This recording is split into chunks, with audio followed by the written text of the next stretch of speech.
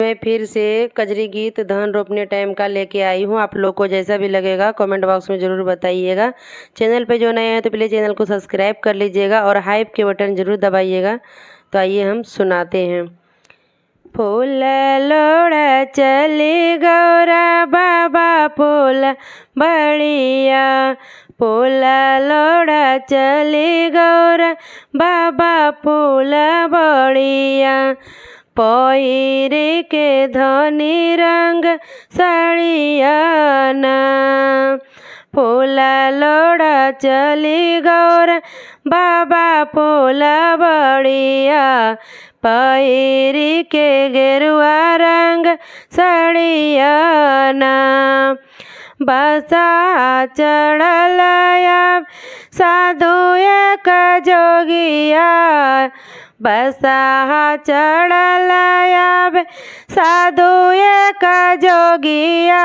देखी गो गेली डराई ना, देखी गौरा गैली डराई ना। फूल लोड़ा चली गौरा बाबा फूल बढ़िया, पहिरी के गेरुआ रंग साड़िया ना। फूल लोड़ा चली गौरा बाबा फूल बढ़िया, पहिरी के गेरुआ रंग साड़िया ना। रोवत रोवत गौर घर बाजे आई, रोवत रोवत गौर घर बाजे आई। अंगना में गई बिछला हीना, अंगना में गई बिछला हीना। दौड़ी के आबे भैया बा महतारी, झाड़ी के लिहले उठाई ना। दौड़ी के आबे बैबा महतारी, झाड़ी के लिहले उठाई ना। फूल लोड़ा गैली गौर चाचा फूल बढ़िया, पहिनी धनी रंग साड़िया ना। फूल लोड़ा गई गौर चाचा फूल बढ़िया, पहिनी के गेरुआ रंग साड़िया ना। के ना का बेटी मार नैना कैना गारी आवे, के ना ने बेटी मारे कौन गारी आवे। काऊ देखी गैलू डरा ना, कायरे देखी गैलू डराई ना।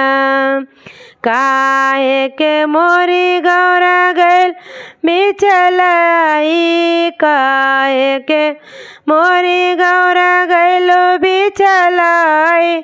हमसे देता बताई ना, हमारा से देतिया बताई ना। फूल लोड़ा चली गौरा चाचा फूल बढ़िया, पहिरी के गेरुआ रंग साड़िया ना। फूल लोड़ा चली गौरा चाचा फूल बढ़िया, पहिरी के धनी रंग साड़िया ना। नाही के उमारे माय नहीं गारी आवे, नहीं केहू मारे माई नहीं कोई गारी आवे। हम तो गैली डराई ना, हम तो गैली डराई ना। फूलबा तोड़न गयो चाचा फूल बढ़िया, वहाँ एक साधु देखला ना। फूलबा तोड़न गेलिए चाचा फूल बढ़िया, वहाँ एक साधु देखलाना। बसा सवारी करी के आए जोगिया, बसा सवारी करके आए हाय जोगिया। बसम भभूति लगावे ना, बसम भभूति लगावे ना। उन्हीं के देखी माई गई हम डराई, आंगन में गइल बिछलाए ना। उन्हीं का देखी माई गई हम डराई, आंगन में गइल बिछलाए ना। फूला लोड़ा गैल गौरा चाचा फूल बढ़िया, पहिनी के धनी रंग सड़ियाना।